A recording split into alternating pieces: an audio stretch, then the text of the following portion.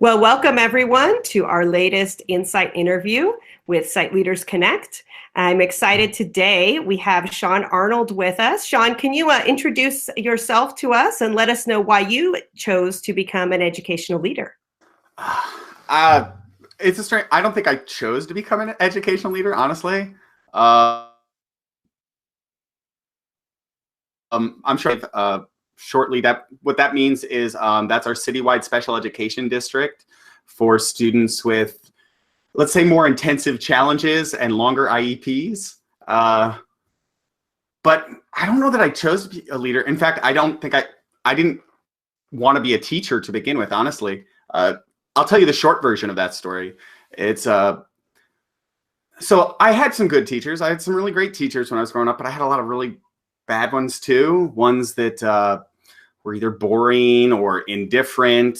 I had some chuck like erasers and pencils at me because I talked too much in class. I was a good student. I promise I was a good student. I was bored a lot, and part of the big reason was both my parents were teachers. And I wanted nothing to do with that because I saw all the struggles and challenges they had with second jobs and all the other things. I was like, not for me, thank you. So I went into other fields and I had relative success, but I sort of felt this like emptiness pulling at me. And I found myself constantly pulled towards working with kids. Even in my social life, I went to parties and like hung out with people's kids and stuff. And so then I broke down finally and I was like, okay, I'll try this AmeriCorps thing and see if it works for a bit. And I was teaching music to some gifted students.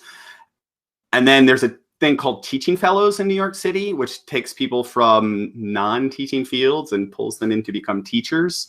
And so I hopped into that. I went to, I don't know if you'd call it an interview or an audition, but there's a huge group of people and we're all trying to play at being teachers.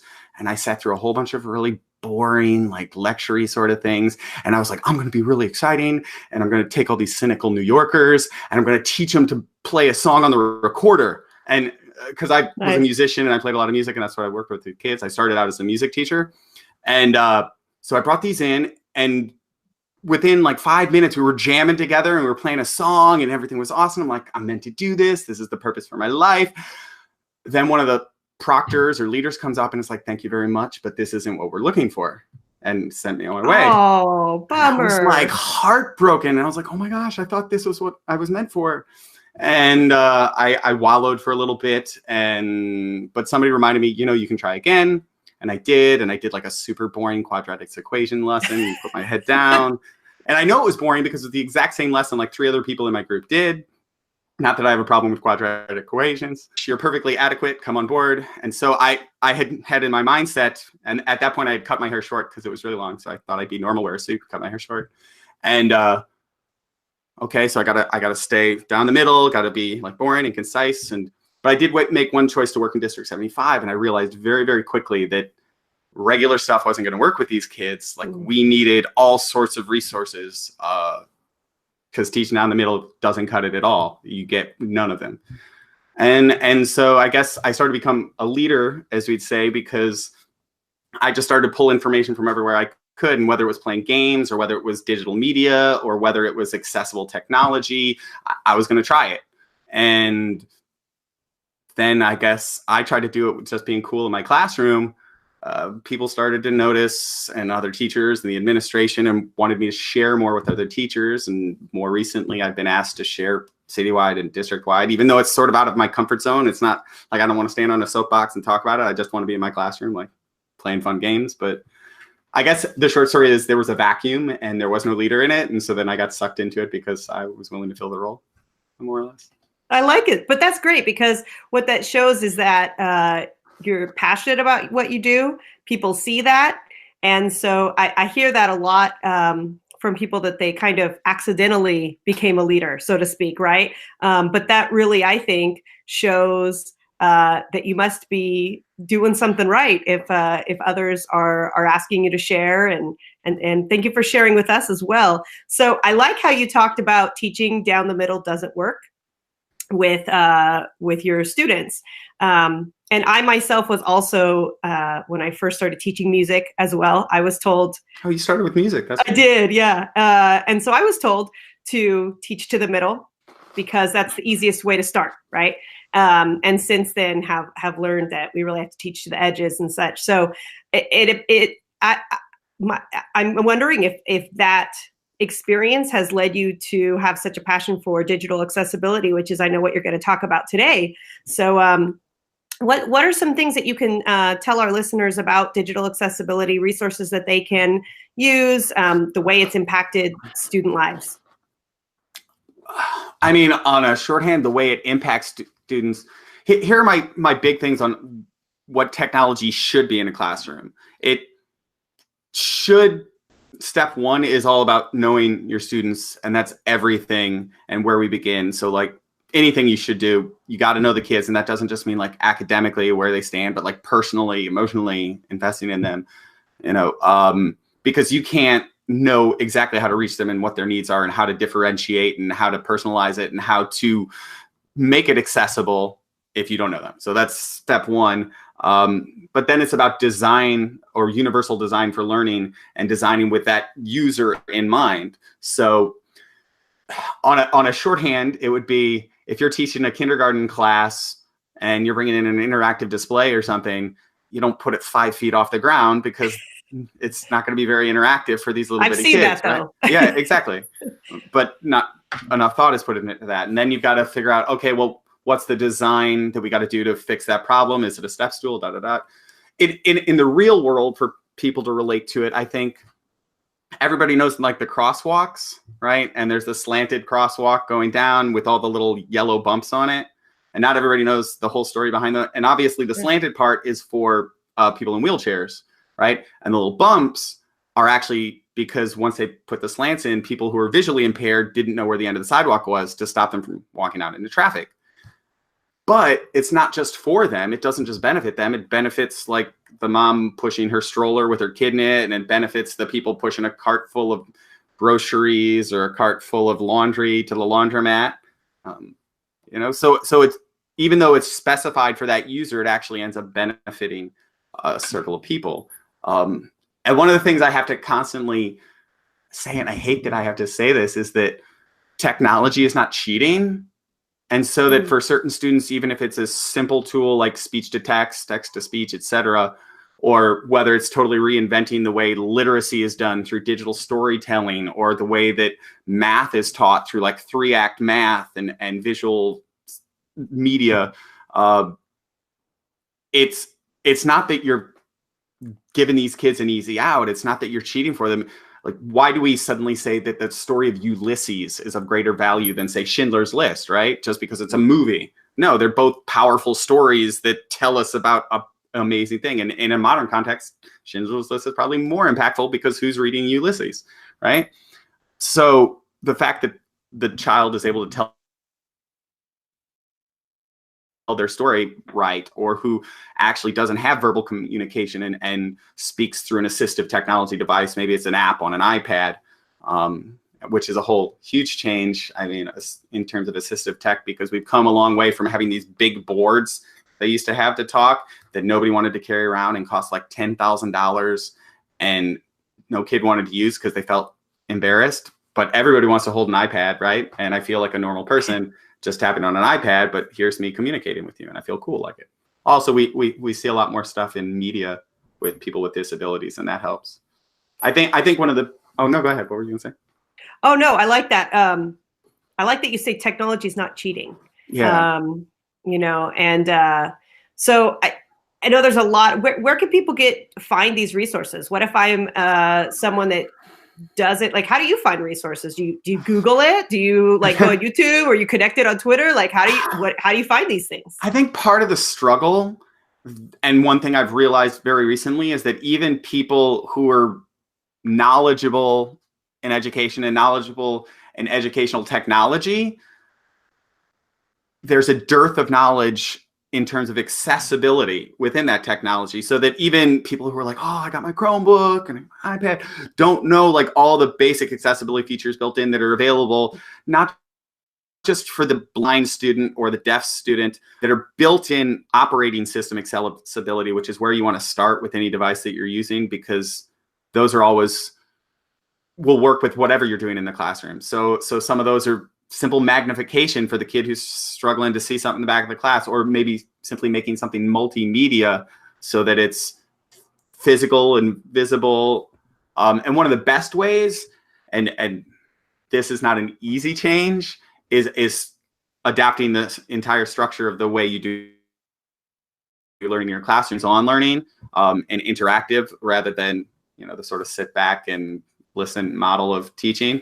Because when it's interactive, actually those students that struggle with learning it in whether a visual or auditory capacity, have hands-on experience and can tactily identify it, especially when they don't have the language or they're an ENL student or whatever it might be, to get that information another way.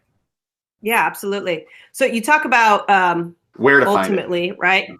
Right? Oh yeah. You mentioned that a little bit. I could ask you that again in a moment, sure. But I kind of jumped ahead of myself. But you talked a little bit about starting with the accessibility features that are on the device itself, but then restructuring the classroom. And you had also mentioned universal design for learning. So when you're working with teachers, those that are not that familiar with it, or is that something that you guide them to? And would you recommend some of the resources, say on the CAST website or other resources? CAST has a lot of great stuff. A friend of mine, Luis Perez, and put out a book recently called Dive into UDL.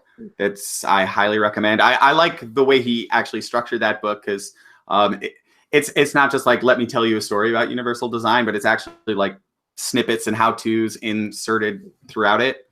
But like I said, there seems to be a real dearth of information. So I've tried to share a lot of information recently. I have a blog that I put forth, braveintheattempt.com, that has as many accessibility resources, cross-platform ones. There's certain websites, whether it be Flipgrid or Vocabulary or other things, that embed accessibility resources into their sites that not everybody may be familiar with. Since Microsoft owns Flipgrid, they have learning tools built in with picture symbols to aid in comprehension and things. So there are lots of resources out there. There are great books. Temple Grandin's book, which is just a wonderful way of understanding the autistic brain. I think her book is called The Autistic Brain or something like that, Autistic Brain. Mel Levine's Mind at a Time also goes through the way our brain works and is structured, and how you can reach that through the physical way you set up your room, the physical way you teach, and even where you stand near a student. For example, something as simple as knowing that this student may take longer to get to that response or answer. Not that they can't get there, but if you're going to ask them a question on the spot, you've got to go, okay, here's your question. It's coming. I'm going to come over to somebody else for a second, and then I'm going to come back to you to give you the time to pull that information in. So some of it's just simple adaptations in the classroom of timing, spacing. So there are physical adaptations, but you can also get into really into the weeds of things that we've done with students for distance learning, where basically the sort of iPad on wheels design for a child that's homebound, but they're still able to interact with their peers in the classroom, because that child is still cognitively at a level at or above most of their classmates, but physically they're not capable of engaging. That's so exciting. Just the way that technology can increase accessibility for so many kids. I love I've seen videos with the iPad example, like you're talking about the mobile iPad, and certainly just, I go back to where you say, it's not cheating. Like we are meeting the students where they're at in order to, make sure that they are able to learn. So I love that. Those are some great resources as well, that you had provided. And if there's anyone that's just kind of, what about people that say, I don't know, I'm kind of nervous about technology. Like, I'm not really good at it. Like, what do you say to people like that? I mean, for me, it depends kind of on how the person is. I will say I'm not super young anymore, so I'm happy when I have like a 69-year-old teacher come up and like, I forget how to like add an attachment on an email, and we like, oh, let me show you. Thank you for being so excited for trying this, and we'll do it. But when I have like a 22-year-old teacher come up and be like, I don't really do computers, as they like Instagram something, that's a little frustrating. But in general, my point is it's never about the tech itself, because I have a lot of problems with technology workshops and trainings that always begin with, here's this tool, here's how you use it. I was like, okay, but you never told me like why, yeah, or even like who it's for, or what the purpose is for my students, or you know, what our goal is ultimately. So if I always try to start with them, what do you want for your class? What do you want for your students? Okay, let me try to find some tools that'll help you get there more efficiently and save your time, because like the one thing teachers don't have enough of is time. So if I can help you be more efficient about pulling that out of a kid, or be more efficient about, you know, grading your papers, or be more efficient about, you know, not losing all that paperwork on the subway train, so that way it's all gathered together in a Google folder or whatever it might be, you know, cool. Let's save you that effort and that time. Absolutely. I love it. Well, thank you so much for sharing. Did you have any last thoughts on additional resources to go to? Or you had mentioned the CAST site. That's really good. I think the key, though, is breadth of knowledge, but you have to start from an individual point, like just continual growth, because as you learn more of what's available, you'll have more things to offer your students. And the whole point of universal design is that you have to create an environment of possibilities for kids, many possibilities, so that way you're empowering them to make choices for themselves and to advocate for themselves, especially for kids who generally are not given the full attention that they normally are in society. And no one should ever have to ask for access. You know, you should be there providing access so that they can have complete engagement in whatever it is you're trying to learn. Because I'm sure whatever teachers are putting out there is great and cool, and you just need to make sure that your students are able to get there with you. Awesome. Thank you. Thank you so much.